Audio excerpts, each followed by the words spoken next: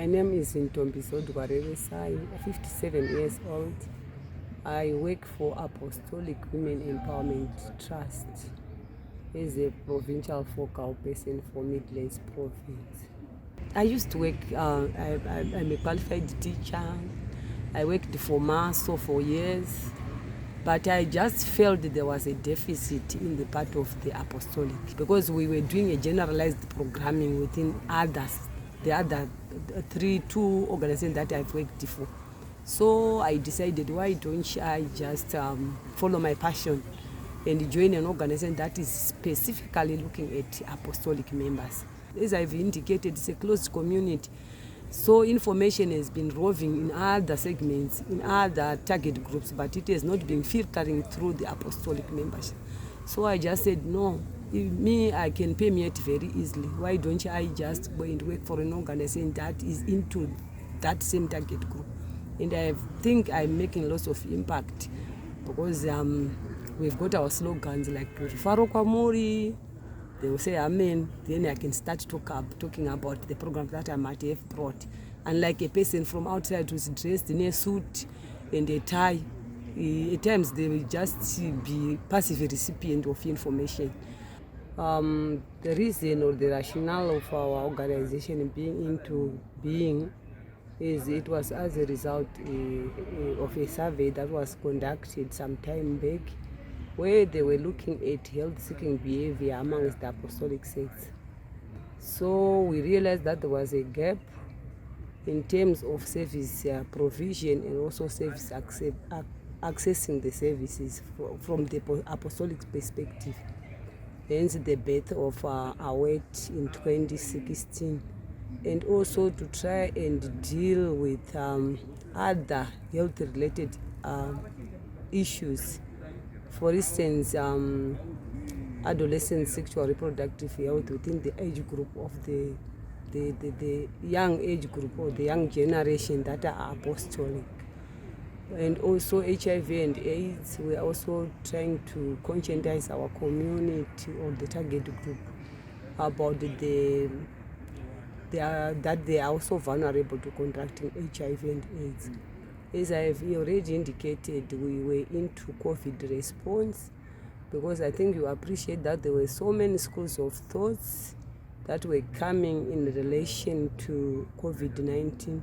Some were saying it's satanical, the vaccine is satanical. Some were talking about the mark of the beast, 666, and all various forms of media that was coming, that was negatively talking about the vaccine. So we were trying to make sure that we avail appropriate and accurate information so that it would dispel the myths and misconceptions amongst the apostolic, so that they could make informed decisions on the HIV and AIDS component. Just recently, as I wait, we went into partnership with the Unkimine, where we are going to also promote the uptake of services within the health sector. Because I think you find out that the majority of people tend to think there's health-seeking behavior amongst the apostolic is quite limited or slow. So we want to inculcate that behavior. Yes, we appreciate that there are various perspectives or perceptions within the apostolic sects, but I think we've made strides in trying to conscientize our communities about the availability of Western medicine, for instance, if you may call it, where we are talking about the health delivery system, because we also promote lots of referral pathways where we are saying where they realize that maybe this thing is not spiritual, they are supposed to be referring the clients for health services or health interventions. So basically, I think we have tried to make sure that we have reached the most at-risk target group, because the apostolic membership is quite a hard-to-reach target group, because you have to have lots of tactility in order to reach out to them, because the tendency is there's always been a war between the health facility and the apostolic sects or the shrines, where they tended to think that they are hiding away from seeking healthy assistance.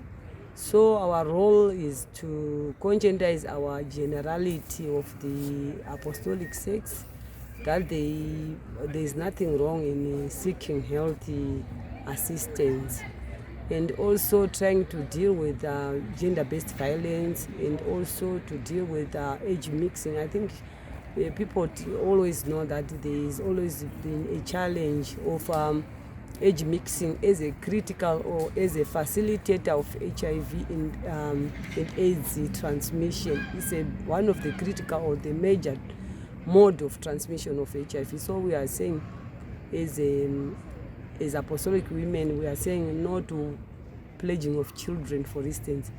We are saying in order for people to be in a relationship, they should be more or less at the same age group, and also there is need for mutual understanding between the two, because we don't understand or don't appreciate a situation where maybe a 74-year-old marries somebody who is 15 or even who is 20, because there's that generational gap that is between the two. So we are promoting that our girls, especially the apostolic girls, are empowered through education. For instance, they should reach where they intend to, not that they should be stumbling blocks that stop them from accessing either health or education. And we have also used the peer education approach, or a peer-led model, where I think of late, it has been proven that peer education concept it works very well, because it's, like I indicated already, that you find that the apostolic sex is a difficult target group to reach. So we have used the setting a thief to catch a thief approach, where we have tried to train the fellow apostolic members so that they could reach out to their fellow. That's the peer education model that I'm talking about. So for the one I was talking about, the Onki project that we are going to be rolling out shortly, we have realized that the artisanal miners are equally at risk, and nonetheless there have been programs to that effect, but somehow you realize that already the apostolic sex, because it's a difficult target group, they might be sieved and they might be falling through the nets. So there is need for that programming along that. So we are also going to be targeting the artisanal miners, where we are talking about adherence. You can imagine a person who is on art, and these guys at times go underground for days, and that could be tricky for a person who is taking ARVs. So we are going to make sure that we arcade that behavior, where they need to know that it's very crucial for them to take their medication continuously, because they have to make a commitment. And we are realizing that apostolic members are not spared by this scourge of HIV. And we are going also to be promoting maternal delivery, where within the pregnant women, we are going to be looking at also those that are infected, that they take their drugs religiously, because like I indicated, we are also part of the community, hence we are supposed to be also accessing the same services. We are working very closely with National AIDS Council as our coordinating board, and during the launch they were actually there. We have managed under the COVID-19 response program, quite a number of apostolic sects have managed also to access the vaccine. They've actually been seen in queuing for the vaccine. It was also through our demand creation that we've done in the community. We've trained our behavior change facilitators, who are also apostolic members, so that they could go into the community and conscientize the community about the availability of various services, and also are creating demand for the same services. I think you know that very well, that within the women population, there's another challenge of cervical cancer, for instance. Our apostolic members, because it's a closed community, they need to have that information so that they can make informed decision on their own. So what we have done is we have also gone a step further to conscientize our women that they can all actually go for screening. And luckily enough, within the ministry, that service is offered by the fellow women.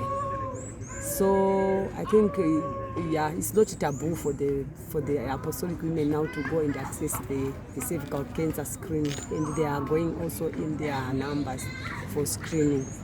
And again, within the component of Ungi that I was talking about, we shall be doing sanitation. We have noted with concern that at shrines that we gather as an apostles, at times the ablutions are not there, and that's a health hazard. And already, not only through our work but through health education, a number of apostolic saints have actually put structures of toilets and clean water for the members so that they don't contract the other diseases like typhoid and bilharzia, you name them. So within Apostolic Women Empowerment Trust, we don't just talk about empowerment. Our empowerment is actually in there, because our director, the national director, is also female. She's an apostolic member who is female, Mrs. Tendai Good. Here at provincial level, as you can see, I'm an apostolic person, and I'm working with all the provincial structures and stakeholders in trying to curb all forms of epidemics in the province.